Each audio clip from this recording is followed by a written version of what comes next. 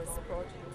I think the story for many people starts in the 1980s, which is a period of considerable social change in England. But that has been mirrored in other European countries as well. The social change I'm talking about was the end really of the industrial era that people had become very familiar with for perhaps the century or century and a half before that. So suddenly there was land that was no longer required for industry. There were people who had spent their lives in working in factories that no longer were required to do those sorts of jobs. And one of the legacies of that structural change, which certainly in England took place from about 1979 through till perhaps 1985, was to start to think about, well, we have this land that is no longer required for economic purposes. What do we now do with it? The urban forestry idea perhaps has its roots primarily in North America. Some people would claim that idea goes back maybe as long ago as 100 years. But in terms of the European and the UK situation, I think what started to happen was the realization that urban forestry as a form of greening could actually be a reuse of some of the land that was no longer required for the industrial process. In the UK, I think for a variety of reasons, they were attracted by the idea of participation by local communities in a partnership between central government, local government and local people in a greening initiative which would be based on urban forestry but would have a specific focus on delivering services for communities. And that's where the name community forest probably found its favour. And so the programme developed during the late 1980s, and I think a key date was probably 1988, when the then Forestry Commission and an organisation called the Countryside Commission, both of which have changed now out of all recognition, produced a paper called Forests for the Community. And this envisaged a network of urban fringe and urban forests around major settlements in England. And really that was what gave birth to the project that then became Community Forests, which really got going around about 1989, 1990. I think the role is very much in helping to shape the strategy. I am a firm believer that citizens, right down to the individual level, should have an ability to affect the planning decisions of a major project. I have to say that when I first got involved with this, there was quite a lot of opposition. But I think the opposition to that has gone down now.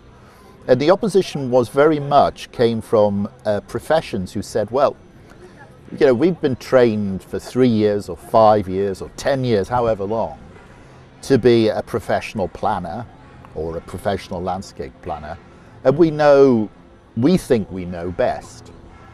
But actually, I see the role of those professional planners is to bring about the vision that local people want to have. And the best way of doing that is through the development of the overarching strategy for an urban forestry project. Let me give you an example. Local people may be of the view that actually real priority for them is having somewhere, for example, for recreation or children's education. And so the involvement then of the professionals is to develop a strategy which will ultimately bring in the resources and put in place the plans which can then bring that about. Right. So some people call it bottom-up meeting top-down. And my own preference, but I guess there will be other views, is that it should be nearer the bottom than the top where the process meets. Because I think that the public wish, given the fact that it's usually the money from the individual citizens paying taxes that should have a major driver for projects of this kind. The key role for local governments, when the Community Forest Programme in England was first established, I think it would be fair to say that the majority interest was from departments of central government. Over time, partly because I think the organisations were themselves changing and wanted to move their priorities around, there was a belief that the local authorities should take on more responsibility. Some were prepared to do that, others less so. And partly I think that was to do with the local priorities. In some areas, afforestation was a real priority, and in other areas less so. So I think governance arrangements have changed, but I would say that it's probably the case that local authorities are the most significant contributor to the decision-making processes at the strategic level. Right. What about the economical system? Oh, big question. The green economy, perhaps. There certainly is a role, and has been a role, for urban forestry generally within land restoration and reclamation. There is a belief that businesses of the future wish to locate into areas of high environmental quality. And they're all the reasons why the community forests in England, urban forestry more widely across both Europe and indeed the world, is often seen as part of the wider economic agenda for a green society.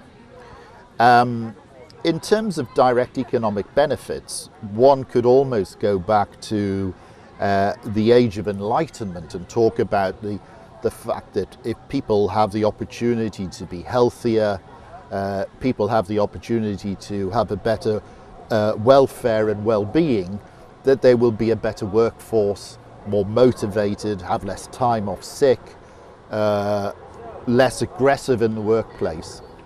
So for all of those reasons, I think that you may call it the soft reasons, but actually to a business they're really hard reasons. You know, that your workforce is motivated and healthy and fit, and you know, they have a good quality environment which impresses their customer base. These are all things that I think urban forests can really assist with. And it's the public sector, that is government and local government, has to show leadership.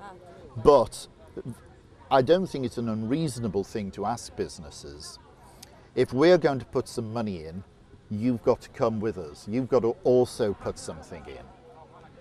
It may be money, it may be land, it might be workforce time. I don't think it's reasonable to expect the public sector, local government, national government, to put in all the money which is going to lead the economic, or release the economic potential. It has to be a public-private partnership.